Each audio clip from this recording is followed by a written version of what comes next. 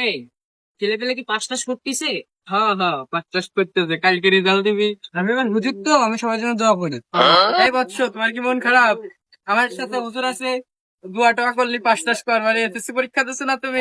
এই আমার এসএসসি পরীক্ষার রেজাল্ট রেজাল্ট নিয়ে তো কোনো টেনশন নাই। টেনশন হলো সব প্রতিবন্ধী প্রতিবেশীকে নিয়ে আর আত্মীয় স্বজনকে নিয়ে। ফোনের বার ফোন দিবে না মা বাপ দাদা দাদি নানা নানিকের কাছে, শুনবে না মনের পরীক্ষা কেন হয়েছে।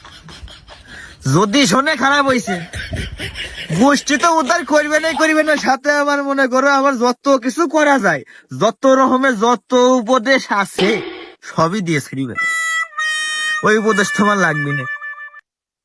আর যদি শোনে রেজাল্ট ভালো হয়েছে, মনি বাড়ি ভার বেড়াবার এসে সুন্দর মতো কইবে না, মনি বাড়ি ভার বেড়াবার এসে। এই সমস্ত প্রতিবেশী আত্মীয়ত্ব কোনো দরকার নাই। আপনারা দয়া করে আমার মা বাবার কাছে শুনবা যায় না। বন্ড মুর্শিদ বাবা একটা গজল শুরু করেন, আল্লাহ জিকির আল্লাহ জিকির। মুর্শিদ আমার হুজুরি নাকি মুগি মোজালে, এই গলার মালা বানাইয়া ধীরে ধীরে টানে, ওই আল্লাহ ওই আল্লাহ